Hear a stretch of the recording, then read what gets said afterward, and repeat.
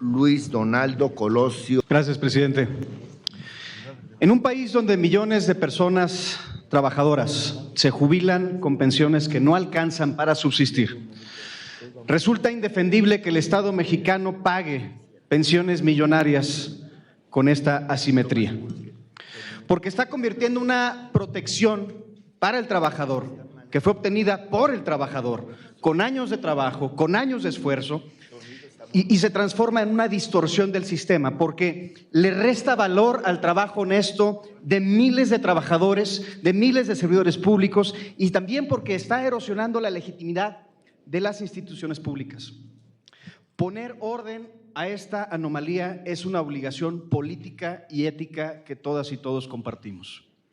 Sin embargo, acompañar esta iniciativa no significa suscribirla sin reservas. Y precisamente porque creemos firmemente en el objetivo que tiene esta iniciativa, tenemos también la responsabilidad de señalar con claridad los riesgos que su implementación entraña y dejar la constancia de las correcciones que esta reforma va a requerir en el corto plazo.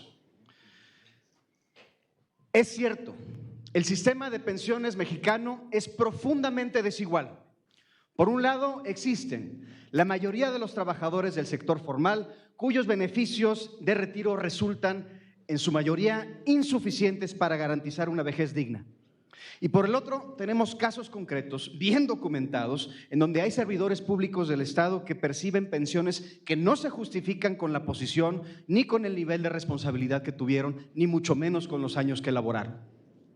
Esa asimetría es el resultado de décadas de contratos colectivos negociados sin transparencia, de beneficios extralegales acumulados sin supervisión legislativa y sobre todo de una cultura institucional que normalizó a la excepción como si fuera la regla.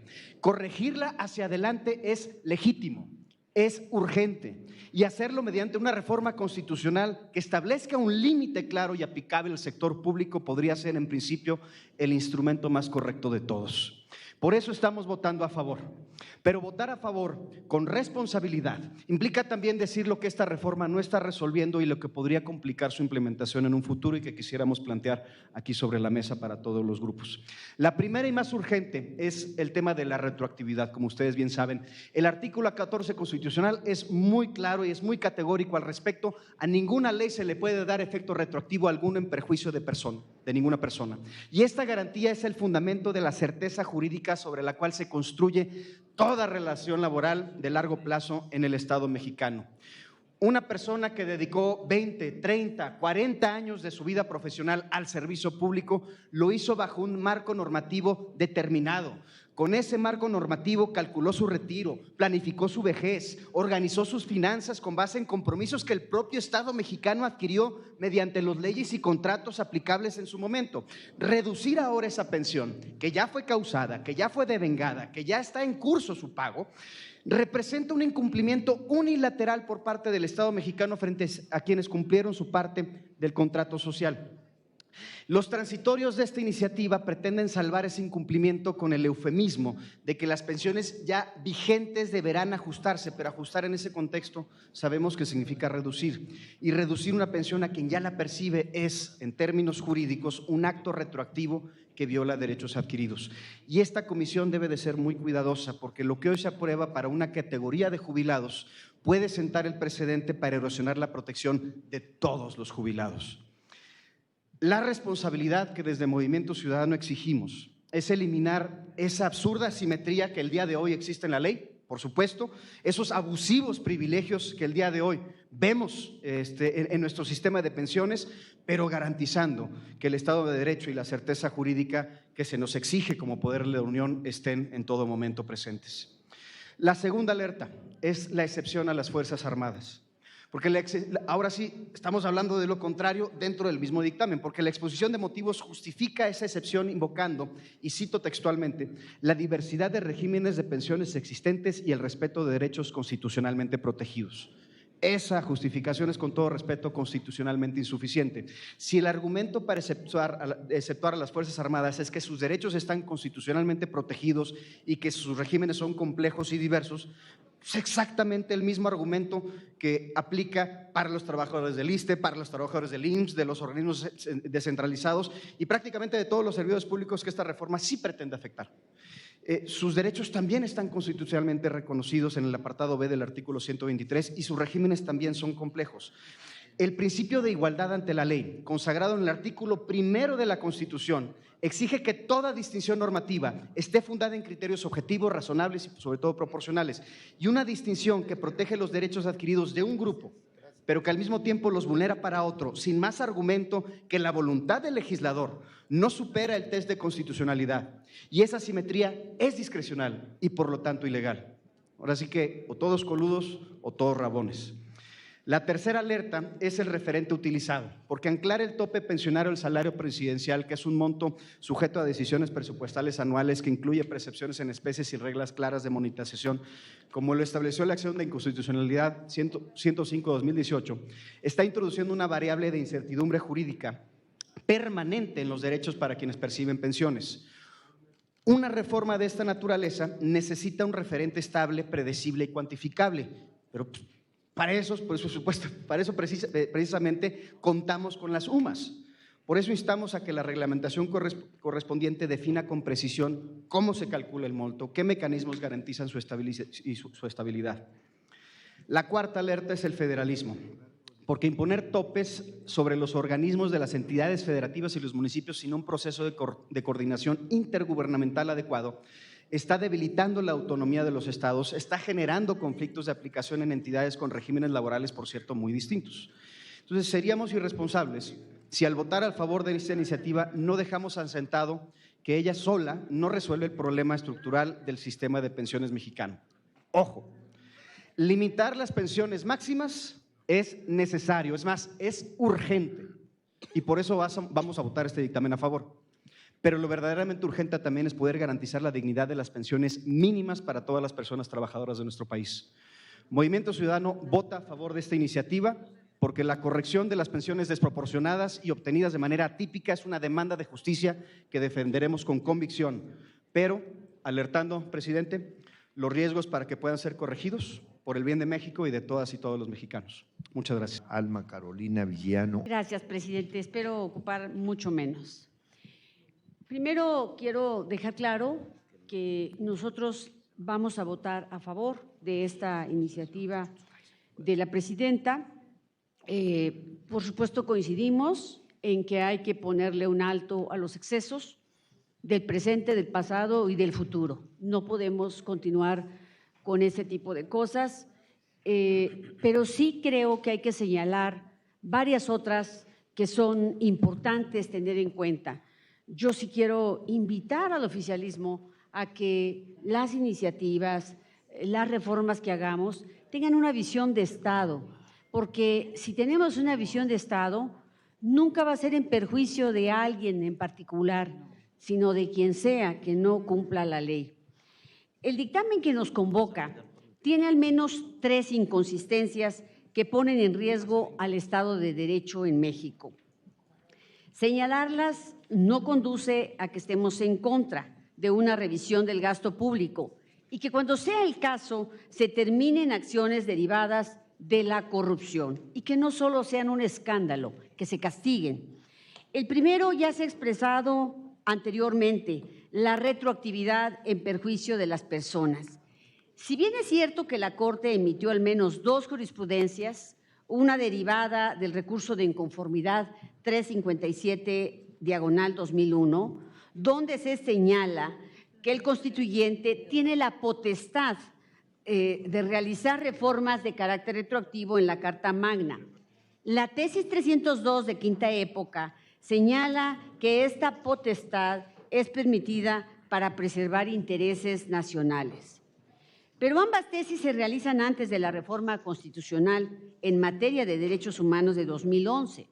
Y este es un precedente necesario para revisar si las actuaciones del constituyente protegen, garantizan y respetan los derechos humanos. Además, Si esta reforma, por altísima que sea la Constitución en el orden jerárquico, supera un ejercicio de control convencional, es obvio que este acto legislativo constituye un perjuicio retroactivo en contra del ciudadano, pero eso no queda duda alguna. Lo que se está discutiendo aquí es si el constituyente, al usar la facultad que he expresado, preserva el Estado de Derecho. Esa es la cuestión. ¿Estamos de acuerdo en sentar un precedente en el que se pueda ejercer la facultad de omitir la retroactividad en perjuicio de personas? ¿Estamos conscientes de eso? En segundo término, la medida aplica de forma general a regímenes desiguales. En el dictamen se menciona que en el análisis previo se detectaron pensiones mayores al monto establecido en dependencias como Luz y Fuerza del Centro, Petróleos Mexicanos, Banco de México, etcétera. Y sin un estudio individualizado, se aplica la misma consecuencia jurídica sin detenerse a analizar a detalle cada caso y suponer que no todas las pensiones provienen del salario, sino que hay accesorios como prestaciones sociales, seguros para la jubilación, aportaciones propias del pensionado, etcétera. No se puede tratar de la misma forma a un conjunto de personas que provienen de múltiples supuestos jurídicos. Es un absurdo en términos del Estado de Derecho. Las pensiones provienen de un contrato con cláusulas que para llegar al estado actual ambas partes cumplieron previamente y que ahora una de ellas, el gobierno se rehúsa a cumplir. No se puede dar la misma consecuencia jurídica a supuestos diversos sin un análisis previo que no se incluye en el dictamen ni en la iniciativa, y mucho menos teniendo en cuenta que tenemos una Suprema Corte sometida a lo que el poder le ordena. Ese es un grave problema para los afectados. Finalmente, como ya es costumbre de este gobierno, la presunción de inocencia no tiene valor alguno. Primero, su resentimiento y la absurda pelea contra el pasado. Como ya se mencionó, las pensiones derivan de contratos celebrados entre una persona y el gobierno, por lo que al ser un acto administrativo convenido entre las partes, goza del principio de buena fe. Pero los pensionados, algunos incluso ventilados en la mañanera por nombres y apellido, para generar ese resentimiento que los identifica, han sido señalados implícitamente de cometer un fraude, de ser corruptos, de gozar indebidamente de una pensión. Pero a ninguno por la vía del derecho se le ha comprobado ninguna acción ilícita. Todos en conjunto han sido objeto del escarnio público, como enemigos de la imaginaria cruzada del gobierno contra la corrupción. Se dice que se pretende ahorrar 5,000 millones de pesos al año. El gobierno trata de ponerle un corcho a una fuga del tamaño de un río. El huachicol fiscal, las pérdidas de las obras faraónicas y la deuda impagable de Pemex hacen que esta palidezca. No hay aquí combate a la corrupción, solo hay resentimiento, propaganda y la persecución a los molinos del viento del pasado. Con 16 días que dejáramos de perder en Pemex, juntamos 5,000 millones de pesos. Así de simple. El Estado de Derecho puede resentirse mucho más si se establecen precedentes equivocados con la Carta Magna, al ejercer la altísima facultad del constituyente sobre la retroactividad en una cuestión menor. A mí me cuesta mucho trabajo entender por qué hacemos estas cosas, pero el pasado reciente y lo que hemos vivido me lo dice con claridad. Ya veo en los próximos meses un spot donde diga, quitamos las pensiones a estos corruptos y nosotros estamos ahorrando dinero, sin saber cuánto, ni dónde, ni cuándo se va a aplicar, sin explicarnos dónde está el dinero del huachicol fiscal, sin explicarnos dónde está el dinero del espacio de bienestar de Segalmex. No hay nada que realmente sea congruente. Por unos cuantos pesos se está poniendo en riesgo el principio de legalidad y en un futuro en contra de ustedes también. Eso se los aseguro, porque cuando no se legisla con visión de Estado, entonces las cosas se vuelven personales y temporales. Pero como decía Machado, todo necio confunde valor con precio. Gracias, presidente. Senador Alejandro González Yáñez. Gracias, señor presidente.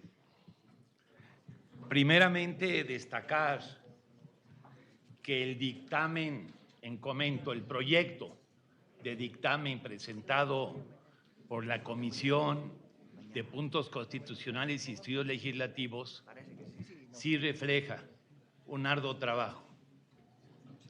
Me atrevo incluso a decir que es superior a los considerandos de la misma iniciativa, porque efectivamente se tenían que fundamentar dos aspectos: lo relacionado a si es o no, si puede o no ser retroactiva esta determinación, y en lo relacionado a la unidad para medir el monto de las iniciativas, el monto de las pensiones de la iniciativa presentada. Sin duda, el proyecto de dictamen lo argumenta sólidamente y no se transgrede, esto hay que dejarlo perfectamente establecido, el principio de irretroactividad. ¿Por qué no se transgrede? Porque hay antecedentes en la Suprema Corte de Justicia de la Nación, y no del actual, sino del anterior, en donde sí es posible llevar a cabo acciones de retroactividad en materia de recursos públicos y organización del Estado, en esos dos aspectos. Tengamos cuidado con el estudio de esta iniciativa. No habla de pensiones en general, se refiere solamente a pensiones y jubilaciones de entidades públicas, y por eso se especifica que es solo para Pemex, Banobras, Nafin, Comisión Federal de Electricidad y, por supuesto, Compañía de Luz y Fuerza del Centro. Es decir, el buen juez por su casa empieza, el buen Estado por el Estado empieza. ¿Cómo aceptar pensiones corruptas que se otorgó en el pasado la burocracia dorada? Absolutamente inaceptable. Incluso podemos decir aquí claramente que de los programas de bienestar hoy convertidos en derechos, el más aceptado, el más respaldado por la sociedad mexicana es el de la pensión de adultos mayores. Estamos hablando de un asunto de extraordinaria trascendencia. Acabar con el abuso pensional para generar la justicia pensional y la justicia para las y los trabajadores de México. Porque estas pensiones doradas que se autodieron vinieron a desfalcan las arcas del Estado mexicano en perjuicio del presupuesto nacional. Es por ello que es perfectamente legal. Además, el Parlamento mexicano, el Congreso de la Unión, tenemos la facultad como constituyente permanente de establecer reformas en la Constitución en este tenor. En lo que se refiere a la medición del monto que se propone para la disminución de pensiones, pues es una determinación de la iniciante que no supere la mitad del salario de la persona ocupante del Ejecutivo Federal, y es perfectamente aceptable, porque además esto también nos lleva al monto de los salarios de la burocracia mexicana. Y lo podemos decir y de una vez porque se ha comentado en los corrillos. Esto también va a llevar a que no aumente significativamente el salario de la persona que ocupe el Ejecutivo Federal y por lo tanto de todos los demás servidores públicos de la nación. Esto es extraordinario. porque de pasada se hace justicia salarial. El otro asunto que debemos de destacar es que se exentan a nuestras Fuerzas Armadas. Esto es formidable, porque las Fuerzas Armadas de México históricamente han demostrado lealtad a la nación, pero además que sí desquitan con su desempeño los ingresos que tienen.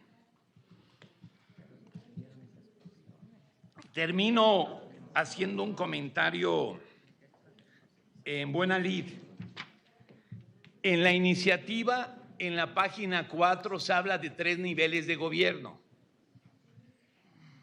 En el proyecto de dictamen, en la página 8, también se habla de niveles de gobierno. En la página 9 se habla de niveles de gobierno.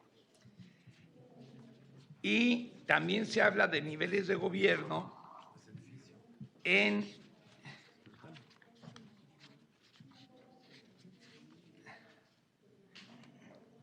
otra página. A ver, en México no hay niveles de gobierno. No es un edificio, no es una relación vertical. En México son órdenes de gobierno, es una relación horizontal. Lo único que los distingue al orden federal, del orden estatal y del orden municipal son sus atribuciones y competencias. La súplica que le hacemos a las comisiones respectivas es que pudiéramos sustituir niveles de gobierno por órdenes de gobierno, porque es un asunto sustantivo. Niveles de gobierno es mando y jerarquía. Órdenes de gobierno es horizontalidad democrática y legal. En otro momento pudiéramos ampliar más los argumentos en este debate. Por lo tanto, el Partido del Trabajo, con orgullo, votará a favor completamente de esta propuesta. Muchas gracias. Habla la senadora Giovanna Bañuelos de la Torre, del Partido del Trabajo, para hablar a favor de dicho dictamen.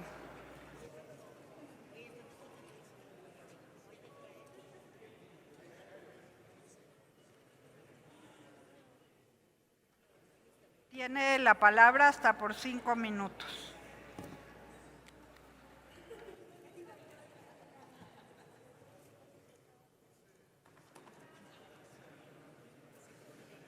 Muchas gracias, senadora presidenta. Con el permiso de usted y de mis compañeras y compañeros senadores. Quiero iniciar reconociendo a la senadora Sacil de León, promovente de esta iniciativa, y a los integrantes de las comisiones dictaminadoras, porque por fin podemos discutir y seguramente votar, incluso me atrevo a decir que por unanimidad, este importante dictamen. Durante muchos años se ha repetido una frase que parece sencilla, pero que en realidad sigue siendo una deuda histórica. A trabajo igual, salario igual. Sin embargo, millones de mujeres en México saben que esa promesa aún no se cumple plenamente. Detrás de cada cifra sobre brecha salarial hay historias de esfuerzo que no reciben el mismo reconocimiento, trayectorias laborales que avanzan con más obstáculos y vidas que cargan con desigualdades que el país ya no puede seguir normalizando. La desigualdad salarial no es únicamente una diferencia en el ingreso, es una manifestación profunda de las estructuras que han colocado a las mujeres en condiciones de desventaja económica y laboral durante décadas. Cuando una mujer recibe un salario menor por el mismo trabajo, no solo se vulnera su derecho a la igualdad, también se limita su autonomía, su bienestar y las oportunidades que se le pueda brindar a su familia. La brecha salarial es en muchos casos una forma silenciosa de violencia que se reproduce en los centros de trabajo disfrazada de prácticas administrativas, prejuicios culturales o decisiones que históricamente han privilegiado a unos sobre otras. En nuestros días, las mujeres en México seguimos percibiendo ingresos menores que los hombres, aun cuando realizamos funciones equivalentes o incluso que tengamos mayores responsabilidades. Esta realidad refleja no solo desigualdad económica, sino una cadena de factores estructurales. la segregación ocupacional, el techo de cristal, la penalización laboral por la maternidad y la sobrecarga de cuidados que siguen recayendo mayoritariamente en nosotras las mujeres. Frente a esta realidad, resulta fundamental que nuestro marco jurídico no solo reconozca la igualdad como principio, sino que también visibilice de manera clara las prácticas que perpetúan la discriminación.